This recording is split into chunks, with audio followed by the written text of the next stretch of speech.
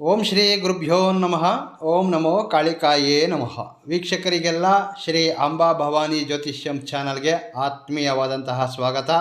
2026 July ತಿಂಗಳಲ್ಲಿ ವೃಷಭ ರಾಶಿಯವರ ಫಲಗಳು ಹೇಗಿವೆ ಎಂಬುದನ್ನು ಇಂದಿನ ಈ ಸಂಚಿಕೆಯಲ್ಲಿ ತಿಳಿದುಕೊಳ್ಳೋಣ. ಈ ಮಾಸದಲ್ಲಿ ನಿಮಗೆ ಆರ್ಥಿಕ ಸ್ಥಿತಿ ಒಂದು ರೀತಿ ಅದ್ಭುತವಾಗಿದೆ ಅಂತಲೇ ಹೇಳಬಹುದು. ಕಾರಣ ಈ ರವಿಗ್ರಹ ನಿಮಗೆ 2ನೇ ಸ್ಥಾನದಲ್ಲಿದ್ದು ಆದಾಯಕ್ಕೆ ತುಂಬ ಶಕ್ತಿಯುತವಾದಂತಹ ಸ್ಥಿತಿಯನ್ನು ಈತ ನಿಮಗೆ ಇಂಡಿಕೇಟ್ ಮಾಡ್ತಿರ್ತಾರೆ. ಚತುರ್ಥಾರ್ಥಪತಿ ದ್ವಿತೀಯ ಸ್ಥಾನದಲ್ಲಿದ್ದಾರೆ. ಸೊ ಆರ್ಥಿಕವಾಗಿ ಬಹಳಷ್ಟು ಅನುಕೂಲವಾಗುತ್ತವೆ. ಹಾಗೆ ಬುಧ, ಗುರು, ಶುಕ್ರ ಈ 3 ಗ್ರಹಗಳ ಒಂದು ಸ್ಥಿತಿ ನಿಮ್ಮ ಕುಟುಂಬ, ಪ್ರಯಾಣ, ಸರ್ಕಾರಿ ಸಂಬಂಧ ಕಾರ್ಯಗಳು, ಮಕ್ಕಳ ಒಂದು ಅಭಿವೃದ್ಧಿ, ನಿಮ್ಮ ವಿವಿಧ ಕ್ಷೇತ್ರಗಳಲ್ಲಿ ನಿಮಗೆ ಒಳ್ಳೆಯ ಫಲಿತಾಂಶವನ್ನು ತಂದುಕೊಡ್ತದೆ. ಆದರೆ ಇದೇ ಸಮಯದಲ್ಲಿ ಕುಜನ ಒಂದು ಸ್ಥಾನ ಸೆನ್ಸಿಟಿವ್ ಆಗಿರ್ತದೆ. ವೃಷಭ ರಾಶಿಯಲ್ಲಿ ಕುಜನಿರುವುದು ಈ ರಾಶಿಗೆ ಮಿತ್ರಸ್ಥಾನವಲ್ಲವಾದರೂ ಸಹ ನ್ಯೂಟ್ರಲ್ ಅಂತ ಹೇಳಬಹುದು. ಸೊ ಇದರಿಂದ ಈ ತಿಂಗಳು ಸ್ವಲ್ಪ ಕೋಪ, ಆವೇಶ, ಹಾಗೆ ಕೆಲವೊಂದು ಆತುರದ ನಿರ್ಣಯಗಳು ತೆಗೆದುಕೊಳ್ಳುವುದು ನಿಮಗೆ ಕೆಲವೊಂದು ಸವಾಲುಗಳಾಗಿರ್ತವೆ. ಸೊ ಹಾಗಾಗಿ ಈ ವಿಡಿಯೋದಲ್ಲಿ ಒಂದೊಂದಾಗಿ ಅಂದರೆ ಆರೋಗ್ಯ, ಆರ್ಥಿಕ ವಿಚಾರ, ವ್ಯಾಪಾರ, ಕುಟುಂಬ, ಪ್ರೀತಿ, ವಿದ್ಯಾರ್ಥಿಗಳು ಮತ್ತು ಅವುಗಳ ಒಂದು ಫಲಗಳು, ಹಾಗೆ ಕೊನೆಯಲ್ಲಿ ಮುಖ್ಯವಾದಂತಹ ಕೆಲವೊಂದು ಪರಿಹಾರಗಳು ಇವೆಲ್ಲವನ್ನು ಸಹ ಕ್ಲಿಯರಾಗಿ ತಿಳಿದುಕೊಳ್ಳೋಣ. ವಿಡಿಯೋ ಸ್ಕಿಪ್ ಮಾಡದೆ ಪೂರ್ತಿಯಾಗಿ ನೋಡಿ. ವಿವರಣೆ ನಿಮಗಿಷ್ಟವಾದಲ್ಲಿ ವಿಡಿಯೋವನ್ನು ಲೈಕ್ ಮಾಡಿ. ಹಾಗೆ ನೀವು ಮೊದಲ ಬಾರಿ ನಮ್ಮ ಚಾನಲ್ಗೆ ಭೇಟಿ ಕೊಟ್ಟಿದ್ದಲ್ಲಿ ತಪ್ಪದೇ ನಮ್ಮ ಈ ಚಾನಲನ್ನು ಸಬ್ಸ್ಕ್ರೈಬ್ ಮಾಡಿಕೊಳ್ಳಿ. ಮೊದಲಿಗೆ ಜುಲೈ 2026ರಲ್ಲಿ ನಿಮಗೆ ಮುಖ್ಯವಾಗಿ ಕೆಲಸ ಮಾಡ್ತಕ್ಕಂತಹ ಗ್ರಹಗಳ ಸ್ಥಿತಿಯನ್ನು ನೋಡೋದಾದರೆ, ಜುಲೈ 6ರಂದು ಶುಕ್ರನು ಸಿಂಹರಾಶಿಗೆ ಅಂದರೆ ನಿಮಗೆ 4ನೇ ಸ್ಥಳದಿಂದ 5ನೇ ಭಾವವನ್ನು ನೀಡಲಿದ್ದಾನೆ. ಜುಲೈ 7ರಂದು ಬುಧನು ವಕ್ರೀಕರಿಸಲಿದ್ದಾರೆ. ಹಾಗೆ ಜುಲೈ 16ರಂದು ರವಿಗ್ರಹವು ಕರ್ಕಾಟಕ ರಾಶಿಗೆ ಪ್ರವೇಶವನ್ನು ಮಾಡ್ತದೆ. ಸೊ ಇದರಿಂದ ವೃಷಭ ರಾಶಿಯವರಿಗೆ ಇದರ ಒಂದು ಪ್ರಭಾವ ಹೇಗಿರಲಿದೆ ಅಂದರೆ, ಮುಖ್ಯವಾಗಿ ಕುಜನು ನಿಮ್ಮ ಜನ್ಮ ರಾಶಿಯಲ್ಲಿದ್ದಾರೆ. ಇದು ಈ ರಾಶಿಗೆ ಮಿತ್ರಸ್ಥಾನವಲ್ಲ. ಇದರಿಂದ ನಿಮ್ಮ ಶರೀರದಲ್ಲಿ ಸ್ವಲ್ಪ ಉಷ್ಣ, ಸ್ವಭಾವದಲ್ಲಿ ಕೆಲವೊಂದು ತಾಪತ್ರಯ, ಮಾತಿನಲ್ಲಿ ಕೆಲವೊಂದು ಕಠಿಣತ್ವ ಕಾಣ್ತೀವಿ. ಸೂರ್ಯನು ಜುಲೈ 1ರಿಂದ 15ರವರೆಗೆ 2ನೇ ಸ್ಥಾನದಲ್ಲಿ ಮತ್ತು ಜುಲೈ 16ರ ನಂತರ 3ನೇ ಸ್ಥಾನಕ್ಕೆ ಹೋಗ್ತಾರೆ. ಇದು ಕುಟುಂಬ, ಸಂಭಾಷಣೆ, ಸಾಹಸ, ಪ್ರಯಾಣಗಳು ಇವುಗಳಲ್ಲಿ ನಿಮ್ಮನ್ನು ತುಂಬ ಆಕ್ಟಿವ್ ಆಗಿರಲು ಸಹಕಾರವನ್ನು ಮಾಡ್ತದೆ. ಮೊದಲಿಗೆ ವೃಷಭ ರಾಶಿಯವರಿಗೆ ಮುಖ್ಯವಾದಂತಹ ಸೂಚನೆ ಏನೆಂದರೆ, ಕೋಪ ನಿಯಂತ್ರಿಸುವುದು. ಕುಜನು ನಿಮ್ಮ ಜನ್ಮರಾಶಿಯಲ್ಲಿರೋದ್ರಿಂದ ಅತಿಯಾದ ಕೋಪ, ಸಣ್ಣ ಪುಟ್ಟ ವಿಷಯಗಳಿಗೂ ಸಹ ಮನಸ್ತಾಪಗಳು, ಯಾರ ಮಾತನ್ನೂ ಸಹ ತಾಳ್ಮೆಯಿಂದ ಕೇಳಿಸಿಕೊಳ್ಳದೇ ಇರತಕ್ಕಂತಹದ್ದು, ಟೆನ್ಷನ್ನಿಂದಲೇ ಕೆಲಸ ಮಾಡ್ತಕ್ಕಂತಹದ್ದು ಇವುಗಳೆಲ್ಲವೂ ಸಹ ನಿಮಗೆ ಸ್ವಲ್ಪ ಹೆಚ್ಚಾಗುತ್ತವೆ ಅಂತ ಹೇಳಬಹುದು. ಮುಖ್ಯವಾಗಿ ಜುಲೈ 11ರಿಂದ ಜುಲೈ 31ರವರೆಗೆ ಈ ಒಂದು ಆವೇಶ ಮತ್ತು ಕೋಪವೆಂಬುದು ಸ್ವಲ್ಪ ನಿಮ್ಮಲ್ಲಿ ಹೆಚ್ಚಾಗೇ ಕಾಣ್ತೀರಿ. ಇಂತಹ ಸಮಯದಲ್ಲಿ ನೀವು ಆತುರದ ನಿರ್ಣಯಗಳು ತೆಗೆದುಕೊಳ್ಳುವುದು, ಕಠಿಣ ಮಾತುಗಳಿಂದ ಇತರರಿಗೆ ನೋವುಂಟು ಮಾಡ್ತಕ್ಕಂತಹದ್ದು, ಇಂತಹ ಅವಕಾಶಗಳನ್ನು ನೀವು ಕಾಣ್ತೀರಿ. ಸೊ ಈ ಸಮಯ ಕೋಪಗೊಳ್ಳದೆ ಸ್ವಲ್ಪ ಎಮೋಷನ್ ಕಂಟ್ರೋಲ್ ಮಾಡಿಕೊಳ್ಬೇಕು. ಇನ್ನು ವೃಷಭ ರಾಶಿಯವರ ಆರ್ಥಿಕ ಸ್ಥಿತಿ ಹೇಗಿದೆ ಅಂದರೆ, ಜುಲೈ 1ರಿಂದ 16ರವರೆಗೆ ಈ ರವಿ 2ನೇ ಭಾವದಲ್ಲಿರೋದ್ರಿಂದ ನಿಮ್ಮ ಇನ್ಕಮ್ ಫ್ಲೋ ಎಂಬುದು ತುಂಬ ಬಲವಾಗಿರ್ತದೆ. ಈ ತಿಂಗಳಲ್ಲಿ ನೀವು ಡಿಫ್ರೆಂಟ್ ಮಾರ್ಗಗಳಲ್ಲಿ ಹಣ ಸಂಪಾದಿಸುವಂತಹ ಅವಕಾಶ ಇರ್ತದೆ. ಪೆಂಡಿಂಗ್ ಇರ್ತಕ್ಕಂತಹ ಸರ್ಕಾರಿ ಸಂಬಂಧ ಕೆಲಸಗಳು, ಎಕ್ಸಾಂಪಲ್ ಯಾವುದಾದ್ರೂ ಒಂದು ಪ್ರಾವಿಡೆಂಟ್ ಫಂಡ್ ಇರಬಹುದು, ಪೆನ್ಷನ್ನು, ಸಬ್ಸಿಡಿ ಸ್ಕೀಮ್ಸು, ಇಂಥವುಗಳಲ್ಲಿ ನಿಮಗೆ ಲಾಭಗಳನ್ನು ತಂದುಕೊಡ್ತಕ್ಕಂತಹ ಸೂಚನೆಗಳು ಅಧಿಕವಾಗಿ ಕಾಣಿಸ್ತಾ ಇವೆ. ಹಾಗೆ ಪೇರೆಂಟ್ಸು, ಎಲ್ಡರ್ ಪೀಪಲ್ಸ್ ನಿಮಗೆ ಫೈನಾನ್ಷಿಯಲ್ ಸಪೋರ್ಟು ಇವರಿಂದ ನಿಮಗೆ ದೊರೆಯುತ್ತೆ ಅಂತ ಹೇಳ್ಬೋದು. ಹಾಗೆ ಯಾವುದಾದರೂ ಒಂದು ವಸ್ತು, ವಾಹನ, ಭೂಮಿ ಇವುಗಳನ್ನು ಖರೀದಿಸುವ ಅಥವಾ ಮಾರತಕ್ಕಂತಹ ವಿಷಯಗಳಲ್ಲೂ ಸಹ ನಿಮಗೆ ಜುಲೈ 7ರ ನಂತರ ಶುಕ್ರ ಪ್ರಭಾವದಿಂದ ಒಳ್ಳೆಯ ಒಂದು ಮಾರ್ಜಿನ್ ಬರ್ತದೆ ಅಂತ ಹೇಳಬಹುದು. ಸೊ ಟೋಟಲಿ ನೋಡೋದಾದರೆ ಆರ್ಥಿಕ ವಿಚಾರದಲ್ಲಿ ಈ ತಿಂಗಳು ಅದ್ಭುತವಾಗಿದೆ ಅಂತ ಹೇಳಬಹುದು. ಆದರೆ ಒಂದು ವಿಷಯದಲ್ಲಿ ಜಾಗ್ರತೆಯನ್ನು ವಹಿಸಬೇಕು.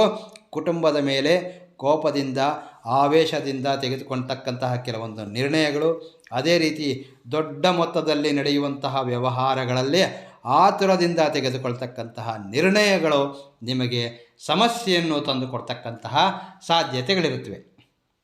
ಇನ್ನು ಕುಟುಂಬ, ಪ್ರಯಾಣ, ಹಾಗೆ ಒಂದು ಡೈಲಿ ಲೈಫ್ ಬಗ್ಗೆ ನೋಡೋದಾದರೆ ಬುಧ, ಗುರು, ಶುಕ್ರ ಮೂವರೂ ಸೇರಿ ನಿಮಗೆ 3ನೇ ಸ್ಥಾನದಲ್ಲಿರ್ತಕ್ಕಂತಹದ್ದು. ನಿಮ್ಮ ಕಣ್ಣಿಗೆ ಚುರುಕುತನ, ಪ್ರಯಾಣಗಳು, ಕುಟುಂಬ ಪ್ರಯೋಜನಗಳನ್ನು ತಂದುಕೊಡ್ತೀವಿ. ಸೊ ಈ ಒಂದು ಗ್ರಹ ಸಂಯೋಗದಿಂದ ನೀವು ಊಹಿಸದೇ ಇರತಕ್ಕಂತಹ, ಅಂದರೆ ಸಡನ್ನಾಗಿ ಪ್ರಯಾಣ ಬೆಳೆಸ್ತಕ್ಕಂತಹದ್ದು, ತೀರ್ಥಯಾತ್ರೆಗಳಿರಬಹುದು, ಕುಟುಂಬ ಸಮೇತ ಪುಣ್ಯಕ್ಷೇತ್ರಗಳ ಸಂದರ್ಶನ, ಪಾರ್ಟಿಗಳಿರಬಹುದು, ಫಂಕ್ಷನ್ಗಳು, ಫ್ಯಾಮಿಲಿ ವೆಡ್ಡಿಂಗ್ಸ್ನಂತಹ ಪ್ಲ್ಯಾನಿಂಗ್ ನಡೆಯುತ್ತವೆ. ಇನ್ನು ಕುಟುಂಬ ಜೀವನದಲ್ಲಿ ಮನೆಯಲ್ಲಿ ವಾತಾವರಣ ಪಾಸಿಟಿವ್ ಆಗಿರ್ತದೆ. ಯಾವುದಾದರೂ ನಿಮ್ಮ ಕುಟುಂಬಕ್ಕೆ ಸಂಬಂಧಿಸಿದಂತಹ ಯಾವುದಾದ್ರೂ ಪೆಂಡಿಂಗ್ ಸರ್ಕಾರಿ ಕೆಲಸಗಳು, ನಾಮಿನೇಷನ್ ಇರಬಹುದು, ರಿಜಿಸ್ಟ್ರೇಷನ್ಸ್ ಇರಬಹುದು, ಪೆಂಡಿಂಗ್ ಪರ್ಮಿಟ್ಸ್ ಇರಬಹುದು, ಬಿಲ್ಗಳ ಕ್ಲಿಯರೆನ್ಸು, ಇವೆಲ್ಲವೂ ಸಹ ಪೂರ್ಣಗೊಳ್ತಕ್ಕಂತಹ ಅವಕಾಶಗಳು ಬಹಳಷ್ಟು ಬಲವಾಗಿರುತ್ತವೆ. ಅಂದರೆ ಮನೆಯಲ್ಲಿ ವೆಲ್ತ್ ಇನ್ಫ್ಲೋ ಎಂಬುದು ಕಾಣ್ತೀರಿ. ಗಿಫ್ಟ್ಸ್ ರೂಪದಲ್ಲಿರಬಹುದು, ಗ್ಯಾಜೆಟ್ಸ್ ರೂಪದಲ್ಲಿರಬಹುದು, ವ್ಯಾಲ್ಯುಬಲ್ ರೂಪದಲ್ಲಿ ಹೊಸ ವಸ್ತುಗಳು ಮನೆಗೆ ಸೇರುವಂತಹ ಸಾಧ್ಯತೆಗಳು ಸಹ ಇವೆ. ಆದರೆ ಎಲೆಕ್ಟ್ರಿಸಿಟಿ ಬಿಲ್ಗಳು, ಎಲೆಕ್ಟ್ರಾನಿಕ್ ವಸ್ತುಗಳ ನಿರ್ವಹಣೆ, ಹೊಸ ಅಪ್ಲಯನ್ಸಸ್ ಕೊಳ್ಳುಕೊಳ್ಳೋದ್ರಿಂದ ನಿಮಗೆ ಸ್ವಲ್ಪ ಖರ್ಚುಗಳು ಕಾಣುತ್ತವೆ. ಅಂದರೆ ಫ್ಯಾಮಿಲಿ ಕಂಫರ್ಟ್ಸ್ ಬೆಳೆಯುವುದರೊಂದಿಗೆ ಖರ್ಚುಗಳು ಸಹ ಕಾಣುತ್ತವೆ. ಸೊ ಇವುಗಳ ಮೇಲೆ ಸ್ವಲ್ಪ ಗಮನವಿಡ್ತಕ್ಕಂತಹದ್ದು ಸೂಕ್ತ. ಇನ್ನು ವೃಷಭ ರಾಶಿಯವರ ಈ ತಿಂಗಳ ಆರೋಗ್ಯ ವಿಚಾರವನ್ನು ಗಮನಿಸೋದಾದರೆ ಸ್ವಲ್ಪ ಮಟ್ಟಿನ ರಕ್ತದೊತ್ತಡ, ಹೆಡ್ಡೇಕು, ನರಗಳ ಒತ್ತಡ, ಎದೆಯಲ್ಲಿ ಸ್ವಲ್ಪ ಭಾರ ಎಂಬಂತಹ ಫೀಲಿಂಗ್ಸ್ ಮತ್ತು ಸ್ಟಮಕ್, ಹೊಟ್ಟೆಗೆ ಸಂಬಂಧಿಸಿದಂತಹ ಸಮಸ್ಯೆಗಳು ಸ್ವಲ್ಪ ಹೆಚ್ಚಾಗ್ತಕ್ಕಂತಹ ಅವಕಾಶಗಳಿರುತ್ತವೆ. ಮುಖ್ಯವಾಗಿ ಇಲ್ಲಿ ಹೇಳೋದೇನೆಂದರೆ, ಇಂತಹ ಸಮಯದಲ್ಲಿ ಸರಿಯಾದ ಸಮಯಕ್ಕೆ ಔಷಧೋಪಚಾರ ಬಹಳ ಮುಖ್ಯ. ಜೊತೆಗೆ ಈ ಸಮಯ ಕುಜನ ಒಂದು ನಿಯಂತ್ರಣಕ್ಕಾಗಿ ಯಾವುದಾದ್ರೂ ಒಂದು ನಿರ್ದಿಷ್ಟ ಸಮಯದಲ್ಲಿ ಬೆಳಗ್ಗೆ ಅಥವಾ ಸಂಜೆ ಪ್ರಶಾಂತವಾಗಿ ಕುಳಿತು ಓಂ ಎಂಬ ಪ್ರಣವ ಮಂತ್ರವನ್ನು ದೀರ್ಘವಾಗಿ ನೆಮ್ಮದಿಯಾಗಿ 21 ಬಾರಿ ಅಥವಾ 108 ಬಾರಿ ಜಪಿಸೋದ್ರಿಂದ ಇದರಿಂದ ನಿಮ್ಮ ನಾಡಿ ವ್ಯವಸ್ಥೆ, ಶ್ವಾಸ, ಮನಸ್ಸು ಪ್ರತಿಯೊಂದನ್ನು ಸ್ಲೋ ಡೌನ್ ಮಾಡಿ ನಿಮ್ಮ ಆಲೋಚನೆಯನ್ನು ಮತ್ತು ನಿಮ್ಮ ಮನಸ್ಸನ್ನು ಒಂದು ಲಿಮಿಟ್ನಲ್ಲಿಡ್ತಕ್ಕಂಥದ್ದು ಇದು ಬಹಳ ಸಹಕಾರಿಯಾಗ್ತದೆ. ಇನ್ನು ಮಕ್ಕಳ ವಿಚಾರವನ್ನು ಗಮನಿಸೋದಾದರೆ ಜುಲೈ 1ರಿಂದ 6ರವರೆಗೆ ಮಕ್ಕಳಲ್ಲಿ ಸ್ವಲ್ಪ ಮಟ್ಟಿಗೆ ಸೋಂಬೇರಿತನ, ಯಾವುದೇ ಕೆಲಸವನ್ನು ಮಾಡಲು ಮನಸ್ಸಿಲ್ಲದೆ ಇರತಕ್ಕಂತಹದ್ದು, ಮೂಡೌಟು, ತಂದೆ ತಾಯಿಯ ಮಾತು ಕೇಳದೇ ಇರತಕ್ಕಂತಹದ್ದು, ಇವುಗಳನ್ನೆಲ್ಲ ಸಹ ಕಾಣಬಹುದು. ಆರೋಗ್ಯ ವಿಚಾರ ನೋಡೋದಾದರೆ ಮಕ್ಕಳಲ್ಲಿ ಹೊಟ್ಟೆಗೆ ಸಂಬಂಧಿಸಿದಂತಹ ಸಮಸ್ಯೆಗಳು, ENT ಸಮಸ್ಯೆಗಳು, ಅಂದರೆ ಕಿವಿ, ಮೂಗು, ಗಂಟಲಿಗೆ ಸಂಬಂಧಿಸಿದಂತಹ ಸಮಸ್ಯೆಗಳು ಸ್ವಲ್ಪ ಮಟ್ಟಿಗೆ ಕಾಡಬಹುದು. ಸೊ ಈ ಸಮಯದಲ್ಲಿ ಮಕ್ಕಳ ಒಂದು ಡಯಟ್ ವಿಚಾರ ಮತ್ತು ಹೆಚ್ಚಿನ ನೀರನ್ನು ಸೇವಿಸೋದು, ಅದ್ರ ಜೊತೆಯಲ್ಲಿ ಸ್ವಲ್ಪ ಒಂದು ಮಕ್ಕಳ ಬಗ್ಗೆ ಎಕ್ಸ್ಟ್ರಾ ಕೇರ್ ತೆಗೆದುಕೊಳ್ತಕ್ಕಂತಹದ್ದು ಬಹಳ ಮುಖ್ಯವಾಗಿರ್ತದೆ. ವೀಕ್ಷಕರೇ, ಇವೆಲ್ಲವೂ ಸಹ ಗ್ರಹ ಗೋಚಾರ ಫಲಗಳು. ಸೊ ಒಂದು ಬಾರಿ ನೀವು ನಿಮ್ಮ ವೈಯಕ್ತಿಕ ಜಾತಕವನ್ನು ಸಹ ಪರಿಶೀಲಿಸಿಕೊಳ್ತಕ್ಕಂತಹದ್ದು ಉತ್ತಮ. ಇನ್ನು ಜುಲೈ 7ರ ನಂತರ ಬುಧನು ವಕ್ರೀ ಗಮನಕ್ಕೆ ಹೋಗೋದ ನಂತರ ಮಕ್ಕಳಲ್ಲಿ ಸ್ವಲ್ಪ ಬದಲಾವಣೆ ಕಾಣ್ತೀರಿ. ಕೆಟ್ಟ ಅಭ್ಯಾಸಗಳು ಕಡಿಮೆಯಾಗುತ್ತವೆ. ಈ ಟಿ ವಿ ನೋಡ್ತಕ್ಕಂತಹದ್ದು, ಮೊಬೈಲು, ಗೇಮಿಂಗ್ಸ್ನ ಮೇಲೆ ಇರತಕ್ಕಂತಹ ಗಮನ ಕಡಿಮೆಯಾಗಿ ಸ್ವಲ್ಪ ಡಿಸಿಪ್ಲಿನ್ ಕಡೆಗೆ ಬದಲಾಗ್ತಾರೆ ಅಂತ ಹೇಳ್ಬಹುದು. ಪೆಂಡಿಂಗ್ ಹೋಮ್ವರ್ಕ್ಸ್ ಇರಬಹುದು, ಪ್ರಾಜೆಕ್ಟ್ ಕಂಪ್ಲೀಟ್ ಮಾಡ್ತಕ್ಕಂತಹದ್ದು, ಮನೆಯಲ್ಲಿ ಹಿರಿಯರು ತಿಳಿಸಿದ ಹಾಗೆ ಯಾವುದಾದರೂ ಪೂಜೆಗಳು, ಇಂಥವುಗಳಲ್ಲಿ ಪಾರ್ಟಿಸಿಪೇಟ್ ಮಾಡ್ತಕ್ಕಂತಹ ಅವಕಾಶಗಳಿರುತ್ತವೆ. ಇನ್ನು ವಿದ್ಯಾರ್ಥಿಗಳ ವಿಚಾರವೆಂದರೆ ಹೈಯರ್ ಎಜುಕೇಷನ್ ಮಾಡ್ತಕ್ಕಂಥವರು, ವಿಶೇಷವಾಗಿ ಹಾಸ್ಟೆಲ್ನಲ್ಲಿರ್ತಕ್ಕಂಥವರು, ಇವರಿಗೆ ಜುಲೈ 2026 ಅತ್ಯಂತ ಅನುಕೂಲವಾದಂತಹ ಮಾಸ ಅಂತ ಹೇಳಬಹುದು. ಫೈನಾನ್ಷಿಯಲ್ ಸಪೋರ್ಟ್ ಇರ್ತದೆ, ಅಂದರೆ ಪೇರೆಂಟ್ಸ್ನಿಂದ ಅಥವಾ ಸ್ಕಾಲರ್ಶಿಪ್ಪು, ಒಂದು ಇನ್ಕಮ್ ಅಥವಾ ಒಂದು ಸಪೋರ್ಟ್ ಬರ್ತಕ್ಕಂತಹ ಅವಕಾಶ ಇದೆ. ಹೊಸ ಸ್ನೇಹಿತರು, ಒಳ್ಳೆಯ ನೆಟ್ವರ್ಕ್, ಕೆರಿಯರ್ಗೆ ಅನುಕೂಲವಾಗ್ತಕ್ಕಂತಹ ಯಾವುದಾದರೂ ಶುಭವಾರ್ತೆಯೂ ಸಹ ಬರಲಿದೆ. ಹಾಸ್ಟೆಲ್ ರೂಮು ಅಥವಾ ಲೊಕೇಶನ್ ಚೇಂಜ್ ಆಗ್ತಕ್ಕಂತಹ ಅವಕಾಶಗಳು ಸಹ ಕಾಣ್ತೀರಿ. ವಿದ್ಯಾರ್ಥಿಗಳು ಈ ಸಮಯ ಕೋಪ ಹಾಗೆ ಬೇಡವಾದಂತಹ ಗ್ರೂಪ್ನೊಂದಿಗೆ ಅನ್ನೆಸೆಸರಿ ಆರ್ಗ್ಯುಮೆಂಟ್ಸ್ ಹೋಗದಂತೆ ಬುದ್ಧಿವಂತಿಕೆಯಿಂದ ಅವರಿಂದ, ಅಂದರೆ ಒಂದು ಕೆಟ್ಟ ಸ್ನೇಹಿತರಿಂದ ಡಿಸ್ಟೆನ್ಸ್ ಮೇಂಟೈನ್ ಮಾಡ್ತಕ್ಕಂತಹದ್ದು ಸೂಕ್ತ. ಅಂತಹ ಗ್ರೂಪ್ನಿಂದ ದೂರವಿರ್ತಕ್ಕಂತಹದ್ದು ಉತ್ತಮ ಅಂತ ಹೇಳ್ಬೋದು. ಇನ್ನು ಜಾಬ್, ವೃತ್ತಿ ವಿಚಾರವೆಂದರೆ ಜುಲೈ 1ರಿಂದ 6ರವರೆಗೆ ಇದು ಸರ್ವಿಸ್ನಲ್ಲಿರ್ತಕ್ಕಂತಹ ವೃಷಭ ರಾಶಿಯವರಿಗೆ ತುಂಬ ಕ್ರಿಟಿಕಲ್ ಪೀರಿಯಡ್. ಈ ಸಮಯ ಸುಳ್ಳನ್ನು ಮಾತನಾಡಬಾರ್ದು. ಅನವಶ್ಯಕವಾಗಿ ಕೆಲಸಕ್ಕೆ ಲೀವ್ ತೆಗೆದುಕೊಳ್ತಕ್ಕಂತಹದ್ದು ತುಂಬ ಅಪಾಯಕಾರಿ. ಸೀನಿಯರ್ಗಳ ಮಾತನ್ನು ಕೇಳದೆ ನಿಮ್ಮ ಸ್ವಂತ ನಿರ್ಣಯ ತೆಗೆದುಕೊಳ್ಳೋದ್ರಿಂದ ಉದ್ಯೋಗದಲ್ಲಿ ಬಹಳಷ್ಟು ಸಮಸ್ಯೆ ಎದುರಾಗ್ತಕ್ಕಂತಹ ಸಾಧ್ಯತೆಗಳಿರುತ್ತವೆ. ಸೊ ಇದರಿಂದ ನಿಮ್ಮ ಜಾಬ್ ಸೆಕ್ಯೂರಿಟಿ ಇಲ್ಲದೇ ಇರತಕ್ಕಂತಹದ್ದು, ಹಾಗೆ ಟಾರ್ಗೆಟ್ ಮಿಸ್ ಆಗ್ತಕ್ಕಂತಹದ್ದು, ಕ್ಲೈಂಟ್ಸ್ಗಳು ನಿಮಗೆ ಸರಿಯಾದ ಸಮಯಕ್ಕೆ ರೆಸ್ಪಾಂಡ್ ಆಗದೇ ಇರತಕ್ಕಂತಹದ್ದು, ರಿಪೋರ್ಟ್ಸ್ಗಳು ಡಿಲೇ ಆಗ್ತಕ್ಕಂತಹದ್ದು, ಇಂತಹ ಪರಿಸ್ಥಿತಿಗಳು ಬರಬಹುದು. ಸೊ ಇವೆಲ್ಲವೂ ಸೇರಿ ಮ್ಯಾನೇಜ್ಮೆಂಟ್ ಕಡೆಗೆ ನಿಮ್ಮ ಮೇಲೆ ನೆಗೆಟಿವ್ ಇಂಪ್ರೆಷನ್ ಕ್ರಿಯೇಟ್ ಮಾಡಬಹುದು. ಸೊ ಆದ್ದರಿಂದ ನೀವು ನಿಮ್ಮ ಕೆಲಸದ ಮೇಲೆ ಹೆಚ್ಚಿನ ಗಮನವನ್ನಿಡಬೇಕು. ಎಫಿಷಿಯೆಂಟ್ ಆಗಿ ವರ್ಕೌಟ್ ಫಾಲ್ ಮಾಡಿ. ಸೊ ಜುಲೈ 1ರಿಂದ 6ರವರೆಗೆ ಡಿಸಿಪ್ಲಿನ್ ಎಂಬುದು ಬಹಳ ಮುಖ್ಯ. ಜುಲೈ 7ರ ನಂತರ ಬುಧನ ಒಂದು ಡೈರೆಕ್ಷನ್ ಬದಲಾಗೋದ್ರಿಂದ ಕೆಲಸದಲ್ಲಿ ವೇಗ ಹೆಚ್ಚಾಗುತ್ತವೆ. ನಿಮಗೆ ಒಪ್ಪಿಗೆ ಆಗಿರ್ತಕ್ಕಂತಹ ಒಂದು ಟಾರ್ಗೆಟ್ಸ್, ನಿಮಗೇನು ಒಪ್ಪಿಸಿರ್ತಾರೆ ಆ ಒಂದು ಟಾರ್ಗೆಟ್ಸು ಒಂದೊಂದಾಗಿ ಕಂಪ್ಲೀಟ್ ಮಾಡಿ ಮುಂದೆ ಹೋಗ್ತೀರಿ. ಸೇಲ್ಸ್ ಫಿಗರ್ಸು, ಪರ್ಫಾರ್ಮೆನ್ಸು ಇವೆಲ್ಲವೂ ಸಹ ಹೆಚ್ಚಾಗುತ್ತವೆ. ಸ್ಯಾಲರಿ ಹಾಗೆ ಪೆಂಡಿಂಗ್ ಇನ್ಸೆಂಟಿವ್ಸ್ ಇಂತಹವುಗಳೆಲ್ಲವೂ ಸಹ ಸಮಯಕ್ಕೆ ಸರಿಯಾಗಿ ನಡೀತಕ್ಕಂತಹ ಸೂಚನೆಗಳೆಲ್ಲವೂ ಸಹ ಕಾಣ್ತಾ ಇವೆ.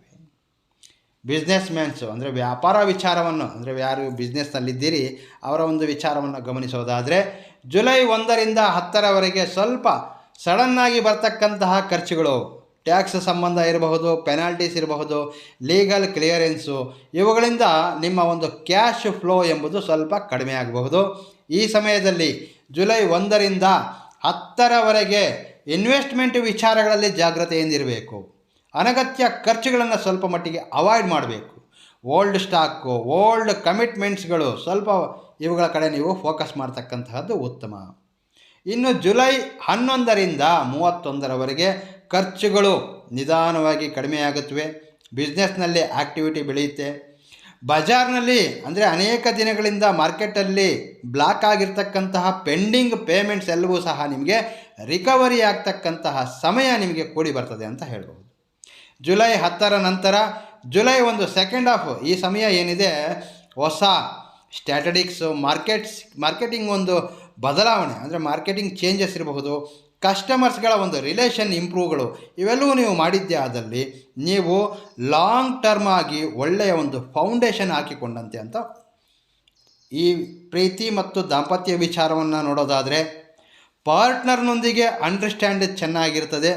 ಇಬ್ಬರೂ ಸೇರಿ ಹೊರಗೆ ಪ್ರಯಾಣಿಸುವುದು, ಹಾಗೆ ಫಂಕ್ಷನ್ಗಳಿಗೆ ಅಟೆಂಡ್ ಆಗ್ತಕ್ಕಂತಹದ್ದು, ಫ್ಯೂಚರ್ ಪ್ಲಾನಿಂಗ್ ಬಗ್ಗೆ ಹೆಚ್ಚಿನ ಚರ್ಚೆ ಮಾಡ್ತಕ್ಕಂತಹದ್ದು, ಇಂತಹ ಒಂದು ಪಾಸಿಟಿವ್ ಆ್ಯಕ್ಟಿವ್ಗಳು ಹೆಚ್ಚಾಗಿರ್ತವೆ ಅಂತ ಹೇಳ್ಬೋದು.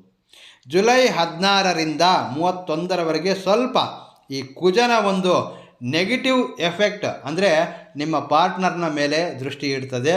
ಸೊ ಇದರಿಂದ ನಿಮ್ಮ ಪಾರ್ಟ್ನರ್ಗೆ ಸ್ವಲ್ಪ ಮಟ್ಟಿಗೆ ಕೋಪ ಹೆಚ್ಚಾಗಬಹುದು, ಇರಿಟೇಟಬಿಲಿಟಿ ಇರಬಹುದು, ಒಂದು ಹೆಡ್ಡೇಕು, ಅಲರ್ಜೀಸು, ENT ಅಥವಾ ಸ್ಟಮಕ್ಗೆ ಸಂಬಂಧಿಸಿದಂತಹ ಸಮಸ್ಯೆಗಳು ಬರ್ತಕ್ಕಂತಹ ಸಾಧ್ಯತೆಗಳಿರುತ್ತವೆ. ಈ ಸಮಯದಲ್ಲಿ ಪಾರ್ಟ್ನರ್, ಅಂದರೆ ನಿಮ್ಮ ಬಾಳ ಸಂಗಾತಿ ಅನ್ನೆಸೆಸರಿ ಒಂದು ರೀತಿಯ ಒಂದು ತಪ್ಪುಗಳನ್ನು ಹುಡುಕ್ತಾ ಇರ್ತಾರೆ. ಅಂದರೆ ಕಾರಣವಿಲ್ಲದೆಯೇ ನಿಮ್ಮೊಂದಿಗೆ ಅಥವಾ ಕುಟುಂಬದೊಂದಿಗೆ ಆಫೀಸ್ನಲ್ಲಿ ವಾದಗಳನ್ನು ಮಾಡ್ತಾರೆ. ಇಲ್ಲಿ ನಿಮಗೆ ಒಂದು ಉಪಾಯವನ್ನು ತಿಳಿಸ್ಕೊಡ್ತೇನೆ. ನೀವು ಇಂತಹ ಸಮಯದಲ್ಲಿ ಕೌಂಟರ್ ಆರ್ಗ್ಯುಮೆಂಟ್ ಮಾಡದೆ ಸಹನೆಯಿಂದ ಕೇಳಿಸ್ಕೊಳ್ಬೇಕು. ಅವಸರವಾದಂತಹ ಅವರ ಬಗ್ಗೆ ಒಂದು ಹೆಚ್ಚಿಗೆ ಕೇರ್ ತೆಗೆದುಕೊಳ್ಳಿ. ಇದರಿಂದ ಮಿತಿಮೀರದ ಹಾಗೆ ಸಾಫ್ಟಾಗಿ ಮುಂದೆ ಸಾಗಬಹುದು.